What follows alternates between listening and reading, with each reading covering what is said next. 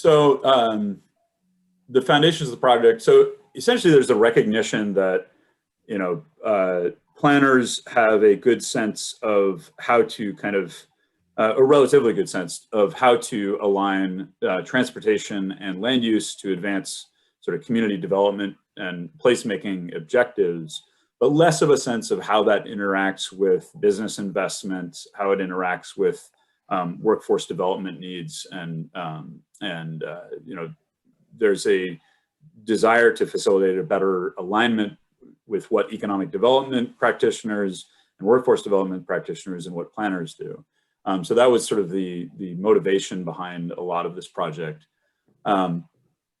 For obviously helping communities be more intentional about how and where investments are made when we're making transportation decisions and other decisions, and trying to get a sense of the kind of economic landscape and of different areas and the different competitive advantages that particular areas of our region have.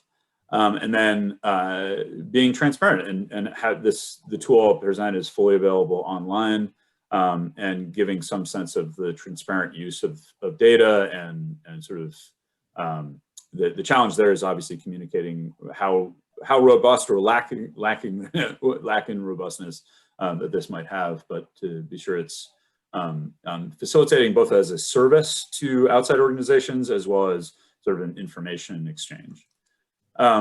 So originally, we had a lot of economic development practitioners, workforce development practitioners, the ports, Brookings and PSU, the state, some state reps, county reps, cities, and some in the private sector were represented on both a sort of higher level task force as well as a technical team that supported the work. We based our framing on existing economic development plans. So at the time, there was a comprehensive economic development strategy, which has now gone through an update and is about to be released for a 30-day comment period that I was sort of co-leading with our economic development district partners. And the framing is still relatively the same in terms of these three pillars of kind of more traditional economic development and business focused on sort of how are we growing jobs, what type, are we bringing in traded sector companies, are we improving market access, is there good labor access? From a more people perspective, that's more on eliminating hurdles to people of color, women and marginalized communities, addressing sort of inclusive economic development considerations. And then place, are we leveraging the assets we have? Is there land available to develop? What does the market look like? What are the mobility factors that are sort of underlying all of this? So that framing has informed the tool. And then it was important for us to kind of be able to map out key industries that were also prioritized by economic development practitioners. So there's a focus on clean tech, computers and electronics, software and media, sporting equipment, apparel and design, health science and tech, and metals and machinery. And then the lower right two graphics represent local service. So that's like your hospital, your local beauty salon, your bars and whatnot, and then tradable services and tradable goods, and getting a sense of those industries that are able to sell a service or a product outside of the region. So getting a sense of where those different types of businesses are concentrated was a priority and is integrated into the tool itself. And then we wanted it to be sort of a decision support tool. I think we're still getting there in terms of like adapting it for actual decision making on infrastructure. Just actually before this meeting, had a conversation about how the tool can be used or adapted for use in our regional flexible fund allocation. And I think in this cycle or the next, we'll be introducing a lot of interesting applications of this tool and sort of evaluating the set of projects that are submitted to our allocation processes for federal money. So I think it does have some legs in terms of informing that process.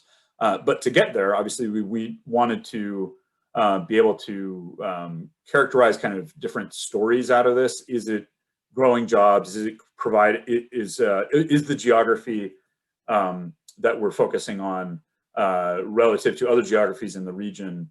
How is it sort of, what's its condition when it comes to these factors in business people in place? And then there's this business location component, which is, I'll go into it in the demo, but essentially just getting at what are certain factors that different businesses might be interested in, and then therefore where are the most ripe locations for their business expansion efforts, and maybe connections to the workforce they want to be connected to, et cetera. This same platform, though, was then applied regionally, but really based on the principles that were established as part of an equitable development strategy for the Southwest Corridor light rail line between Portland, Tigard, and Tualatin. And so we established a set of shared principles. There's a lot of depth to that project in terms of the engagement we did for community-based organizations, and now they're actually leading their own initiative called the Southwest Equity Coalition that is standing not within Metro's control, but within a collective impact model led by a few different organizations centered on advancing racial equity. And then we're more outer circle. So we facilitated sort of a startup and then a transformation of it into more of a community representative equity coalition. But in any case, those principles were used, and then Echo Northwest and a few of subs from around different parts of the country that are focused on gentrification or focused on sort of access to opportunity factors, et cetera, informed what we could put into the tool itself. And they had kind of their Echo Northwest version of it, which was available, but we just simply adapted the weighting and the data that went into that within our own platform as part of the Economic Value Atlas. So that is now fully integrated at this website. It's the equitytool.oregonmetro.gov. And that is a representative of more equity-focused conditions. So for example, changing communities or gentrification is one of the factors. And essentially it's saying, where are those areas that have rising income and sales price for housing, but we're losing renters and we're losing people of color, for instance, and you can kind of start to get at the Northeast Portland impact that has been felt when it comes to the gentrification issue. And so there's other factors like that. There's definitely some need to improve some of the metrics that are in this, particularly on health.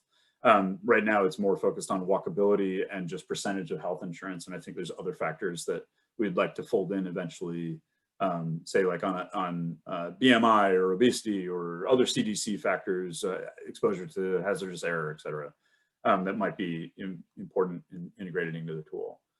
So where does this go? Obviously, we're going to continue, and we are actively continuing to kind of innovate on the software. I think we'll embrace a full update either late this year or into the next year. It's helping get integrated into policy considerations, and then overall just informing conversations like what we just had when it comes to the comprehensive economic development strategy. It's been informative in kind of crafting that strategy and some of the initiatives that we would advance as part of that.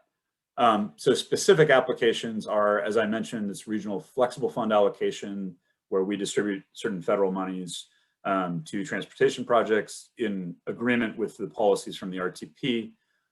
It was informative in the, unfortunately, the Get Moving 2020 measure that failed, but it helped us really articulate some of the economic and equity conditions, in particular corridors that were being invested in as part of the proposed package. And it is definitely serving as kind of the foundation for the next regional transportation plan. On the land use and growth management side, we're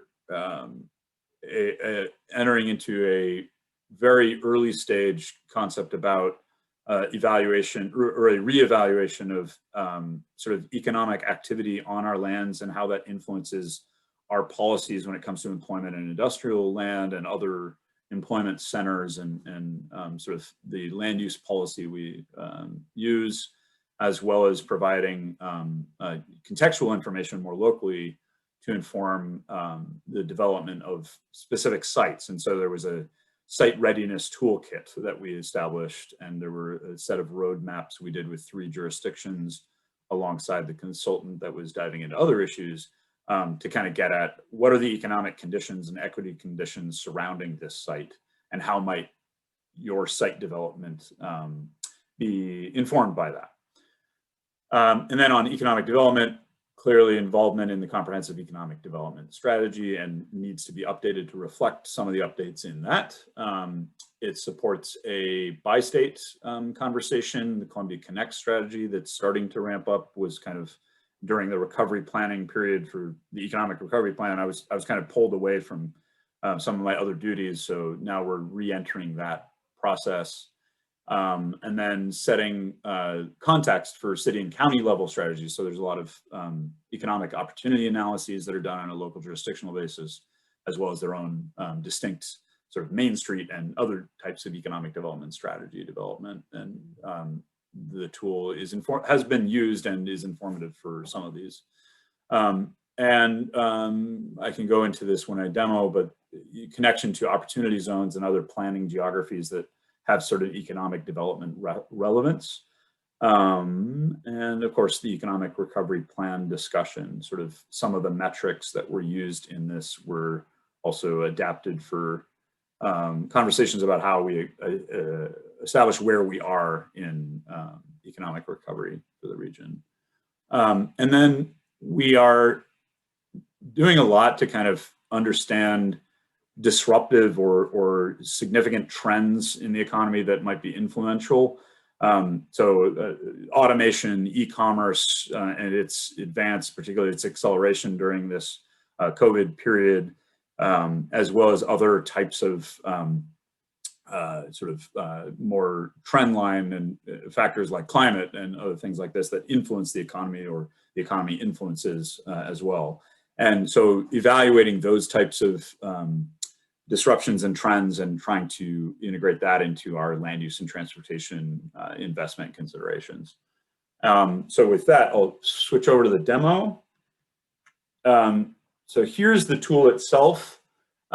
This is the metro region around Portland.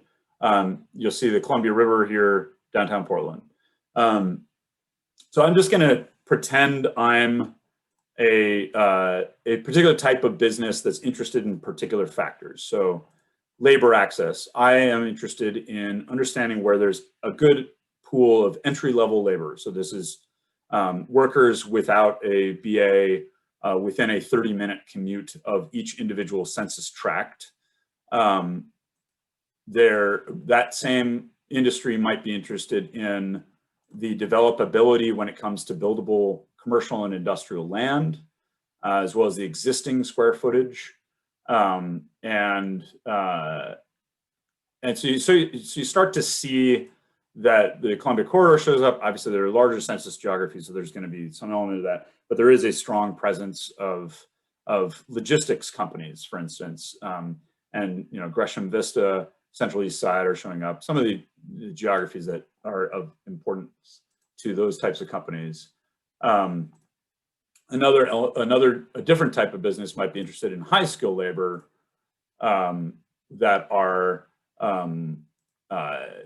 in an area that still has a good base of industrial and commercial square footage. And guess what? They want to poach from other like industries, so software and media jobs, for instance. So you start to see where a software and media company might want to locate potentially, and you see the Emerald Crescent kind of show up. And so, obviously all of this is very imperfect in terms of like full representation, but it gives you a sense of some of where those businesses might be interested in locating. And then I can go into the people factors, but I'm going to use this separate equity tool to reflect some of the factors that went into this. So that there's a change in median household income. You can weight it. You can look at the individual tract for you know, sort of where they land relative to the average tract in the region. Actually, I take that back. This is TAZ for the equity tool. And so it gets at kind of where is this my neighborhood when it comes to the level of gentrification that's occurred in this selected TAZ relative to the average in the region. And so we're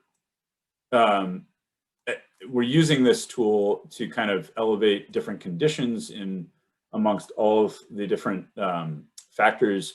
You can kind of look at it from a bar chart standpoint to compare between tracts, for instance, and look at it slightly differently, you know, using a spider graph, et cetera. And then the other thing we're doing is, I mentioned, sorry, wrong, one moment, my apologies. We meant, we have mapped the projects in our regional transportation plan, and there's a level of project detail that this has, like cost, how it aligns with certain benefits that are included in that evaluation, time period, et cetera, et cetera. So there's sort of a mapping of that. And now we're trying to figure out, okay, can that be overlaid on other factors that we're interested in looking at, and get the project descriptions incorporated into this. And that's how we may be evaluating transportation projects, for instance, for these economic and equity considerations on a local level. Yeah, so that's my sort of overall description of both the tool, its framing, and sort of possible applications and current applications. And I'm very much open to questions and thoughts around it. Yeah, thanks, Jeff. Cool analytics. I think this group in particular is really a huge fan of storytelling. The ability to do that with analytics and easy to use or easy to show charts and whatnot is certainly helpful. And really project independent. It's just, it's really cool to see visuals and graphics to whomever it may be, a council person or a developer, as you said, or, you know, frankly, just an analyst too. So thank you for that. We do have a couple of questions in the chat box. I'll just read them, I guess, as they come in here, or as they're listed, from Alex. Alex's first question is I'll call it a classic modeler's question. Alex says that was an interesting 8 employment categories that you showed. Would you be willing to provide the NAICS code crosswalk to build those aggregate employment categories? So, Jeff, I'm sure you're familiar with the NAICS codes, and you know, we use them and rely on them quite a bit in travel forecasting for our land use data. Are you familiar with those? And yeah, so there's a couple of ways we sliced industry sort of target industry concentration, and the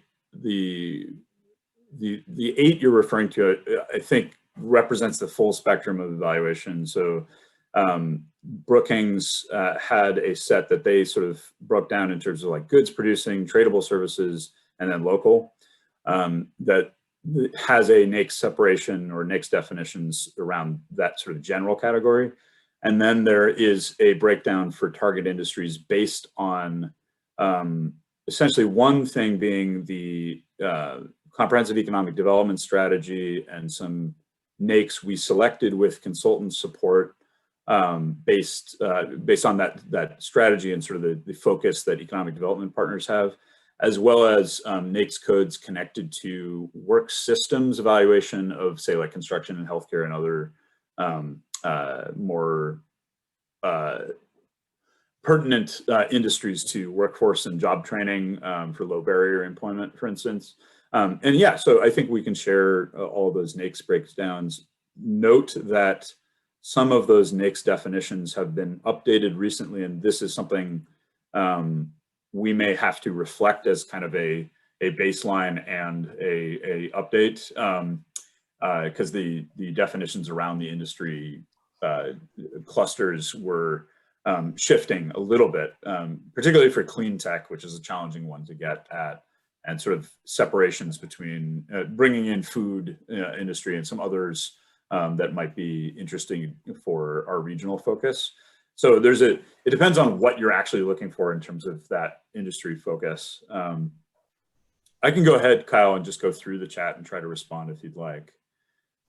Oh yeah, that's fine. Okay. Open it up just real quick for Alex, if you wanted to elaborate any more. Was there anything that that Jeff mentioned there that that maybe you wanted to elaborate on, Alex? No, I don't think so. Just you know, I'd say our categories are kind of like stale, maybe a little bit, and you know, I think it looked like a lot of thought got put into kind of where trends might be going. And so you know, like you were saying, kind of Metro might have a slightly different flavor of that than others, but just seeing the starting point for the thought that went into that would be really interesting. Yeah, and there's full documentation of this on that Brookings has, actually, because they sold this to a set of peer regions, and so we're working with a number of peer region, not sold like cost, but like as an idea, and we're working with those peer regions, and so there's a lot of documentation when it comes to sort of methodology, et cetera, that went into this, and I'll share that link with everyone right now, just so you have it in your back pocket. What is the software platform? You know, I saw this question. I was like, I totally forgot, except that I know that the Esri, it is Esri based, but it's able to be kind of internal. We don't have to depend on Esri because it's our own. Maybe Kyle can help me. I forgot. So I'll have to get back to you on that, with my apologies. But I can certainly get some information on that relatively quickly and get back to you. Are there data sources that are not available in other parts of the state? I would say that the sophistication of some of the buildable lands inventorying has been informative in this. The modeling information that was incorporated could be a factor. So for instance, Kyle ran numbers on the sort of the OD pairings between a TAS representative of every tract to specific TASs we were interested in. So they're for like distribution centers, or for access to PDX cargo facilities, or certain transit access question marks. So there are some specific data points that are Metro Portland region specific, but it largely depends on you know, census and other sort of publicly available data that other jurisdictions could utilize. The question mark might be whether, you know, in a smaller community, using census tracts is good enough, and you'd have to adapt your sort of analysis unit and deal with the margins of error that are associated with that. And we are, you know, as I said, Brookings is trying to apply this in other peer regions, so we're learning a lot from that. We'll get back to you on more, or can interact with you on more in terms of what data might be more challenging to access or use in smaller jurisdictions or other jurisdictions that don't have certain types of data availability. Sounds good, Jeff. Remind me what the out years you guys look at. Do you look at interim years? I'm assuming you're consistent with our use forecasts, you know, out to 2040, 2045. Do you look at interim years as well? This is not forecast. Okay. Right now, it's a snapshot, Okay. and it's a snapshot with a little bit of a variance in dates, obviously, because, or year, based on certain data. So, for instance, the buildable lands data doesn't fully align with some other data, but for the most part, it's around a 2015 and the trend lines that are included, I believe, are between 2005 and 2015. Now, because I intend to have an update, I think we'll kind of move that that forward in a different way to bring the updates to it. And in terms of kind of the conversation around using it for forecasting, I think there's definitely some application of that. I think our first step in thinking about the tool's use in that capacity would be to take a look at how it backcasts first. So, you know, if there's, what I would love to do is be able to look at how the yellow line, you know, look at, say, the census tracts around the yellow line and a baseline before that investment was made, and then an investment, and then a sort of an assessment of after that investment being in place for a number of years, and kind of doing that comparison would be tremendous with all of these data points. Whether that's a possibility, I'm not entirely sure, but I would love to be able to sort of, you know, obviously test the accuracy of what the tool would be used for in terms of prediction, but also, you know, then be able to apply it for any forecast consideration.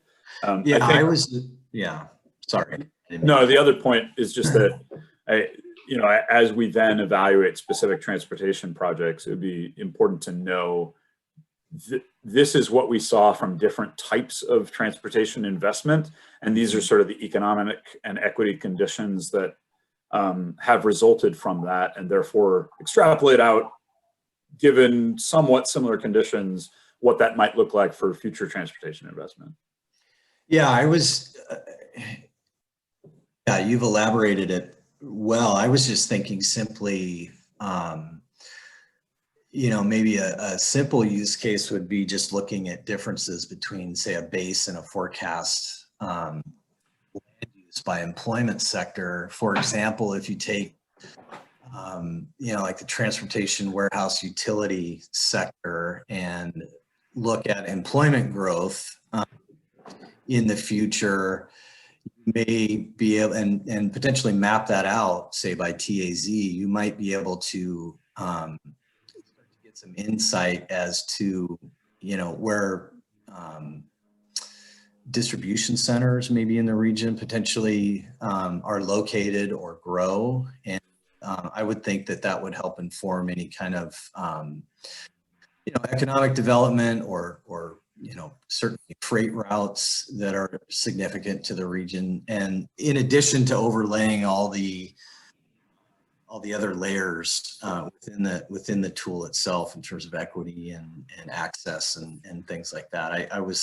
That's what I was thinking initially. I think that would be interesting use of the tool as well. Yeah, so I mean, I would say most people in this room are kind of like a little bit of a duh. I can do that with GIS, and you know, I think the power of this is kind of, well, one, it's connected back to a set of shared values that then the proxies, you know, sort of collapse that information and make it sort of easily interpretable from a higher level, you know, elected or decision maker perspective, as well as communicating with the public. It's still a little wonky, and we need to work on that storytelling component.